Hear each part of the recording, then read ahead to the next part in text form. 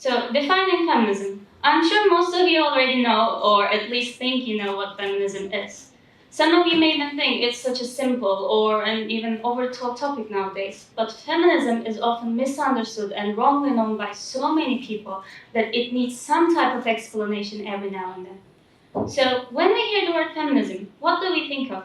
Women's rights, correct? I mean, why wouldn't we? Isn't that what feminism is? Well, yes, in a way, but feminism is so much more than just women's rights. According to the Oxford Dictionary, feminism is the advocacy of equality of the sexes and the establishment of the political, social, and economic rights of the female sex and the movement associated with this. Equality, rights for women, so which is it? Well, both, actually. None of those answers would be incorrect. While feminism seeks to advance women's rights, it's important to note that this is not at the expense of men's rights. So, this definition only scratches the surface of what the movement truly encompasses. Feminism is a multifaceted and complex movement that seeks to address and tear down gender-based oppression and inequalities in all areas of society. It is a movement that it is the equal treatment of all genders. But why always women? Have you ever considered why the media and the public discourse to focus on women's rights issues? I mean, are other genders irrelevant or unworthy of attention? Of course not. Other genders are also important and they face unique challenges that also needs to be addressed. But marginalization plays a huge role for this favoritism, if you can call it that, of course, because women have historically been and still continue to be marginalized in almost every aspect of their lives, from the workplace to schools and even within their own homes. When we look at a typical family home, we can see that mothers are expected to do so much more than fathers. But why is that? Let's take a hypothetical family with a mother, a father, and a child. When the child is born, the mother is expected to stay at home and take care of the child by herself, which is why maternity leave is only provided for women. But do fathers not deserve to have the same amount of time to spend with their child? Because the child needs to bond with both parents in order to have a healthy growth and development. Furthermore, in many households, women are still expected to take care of the household chores even after they come home from work, but men aren't. Why and when did we as a society decide that this was exclusively the mother's responsibility? I mean, aren't fathers as much of a parent as the mothers are? Because we keep praising men for doing this bare minimum that women are expected to do to be called a true mother. On top of that, some people still expect women to quit their jobs and stop pursuing their careers in order to take care of their child.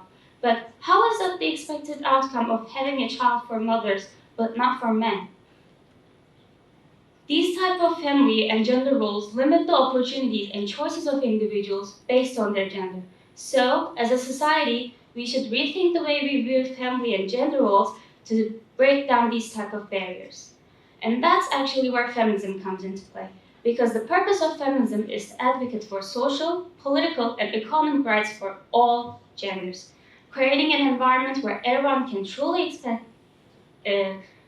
pursue their gender identity and have the same rights as anyone else. It strives for a world where everyone's rights are respected and everyone can fully participate in society without the fear of being judged or discriminated against based on their gender. So, it's crucial to understand that while feminism seeks to advance women's rights, it doesn't see women as superior to other genders. In fact, it fights for this superiorness. And these superiorities happen in oppressive systems. These oppressive systems include patriarchy and misogyny, systemic bias in healthcare and education, wage gaps and employment discrimination, objectification and sexual harassment/assault, gender-based violence, lack of representation in positions of power, gender norms and stereotypes, and lastly, homophobia and transphobia. Well, we talked about what feminism was, but where does feminism come from?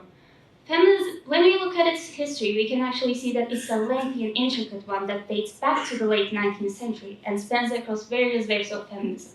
The first wave of feminism happened in the late 19th century and persisted through the early 20th century and focused on women's suffrage, which means the right to vote. As you can see here, there's a pamphlet, or a magazine if you want to call it that, named Household Tips. What's interesting about this pamphlet is that it tells women to vote no on women's suffrage. Vote no on their voting rights? How does that make any sense? Well, it doesn't. But that's not the only problem, because this pamphlet is dedicated specifically for housewives, who in society are seen as only interested in household duties and not in politics. Influential figures such as Susan B. Anthony and Elizabeth Cady Stanton were extremely important in the ratification of the 19th Amendment to the US Constitution in 1920, granting the women the right to vote. The second wave of feminism began in the 1960s and continued into the 1970s, and focused on reproductive rights, but other issues as well, such as workplace discrimination and sexual harassment. Significant figures in this movement were Betty Friedan, Gloria Steinem, and Bell Hooks. The third wave of feminism began in the 1990s and continued into the 2000s. It focused on issues such as intersectionality, inclusivity, and recognition of diverse experiences among women.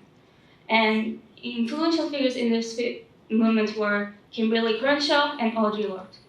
In today's world, feminism not only focuses on gendered violence, but it also focuses on reproductive justice, intersectional feminism, discrimination against LGBTQIA+ individuals, racism, and other forms of oppression. It is also important to note that this is not only about genders, but also about challenging traditional norms of femininity and masculinity. So, let's take an example that displays the issue at hand. What might these numbers mean? I mean, 84.40 to 100?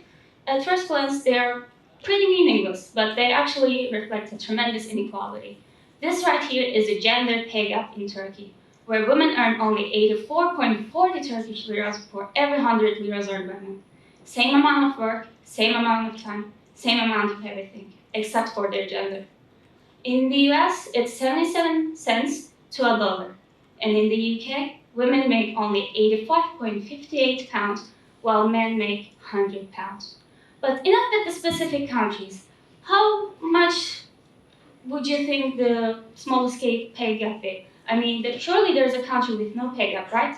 Wrong. Because even the smallest pay gap, which is in Belgium, by the way, is 3.4%. This disparity is concerning and alarming, but what's even more dangerous is the highest pay gap. How much can it be? Any guesses? I mean, let's be generous. 15%? Maybe even 20%? Unfortunately, women make only 68.5% of what men make in South Korea, which makes 31.5% of a difference between genders. And these numbers might seem meaningless or insignificant to some of you, but in order to close the global gender pay gap, it will take us 257 years. Not decades, but over 2.5 centuries. But what about some contributions to the society? We also talked about the social impact, so what about that?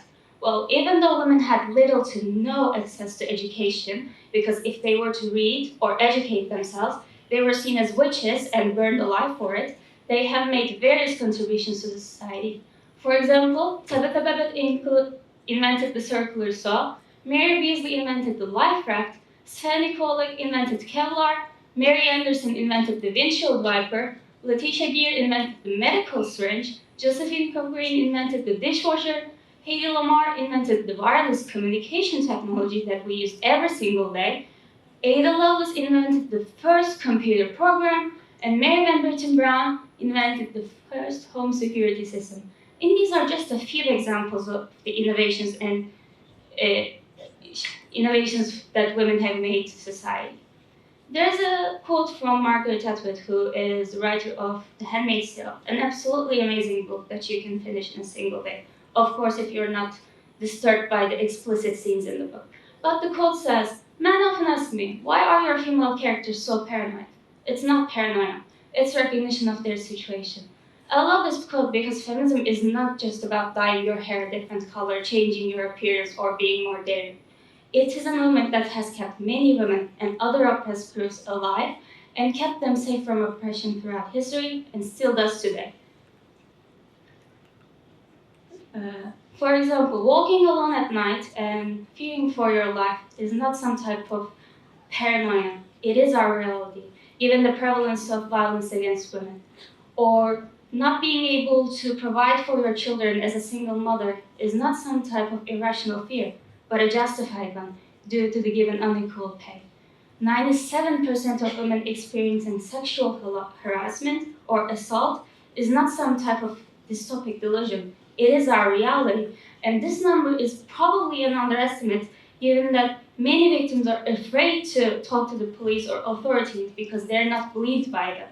So, even more disturbing, being raped and being pressured to give birth at 11 years old is not some type of delusion that we make up in our minds. It is in fact very real and it's extremely traumatic. Fighting for what's right and realizing that these situations exist is what makes feminism feminism. So yes, feminism tackles gender-based inequalities and therefore mostly focuses on women. But this does not mean that it's a contest between genders to see who's more superior or who's not. It is a movement that strives for a world where everyone's rights are respected and everyone can express their gender identity without any type of fear. And that is feminism defined. Thank you.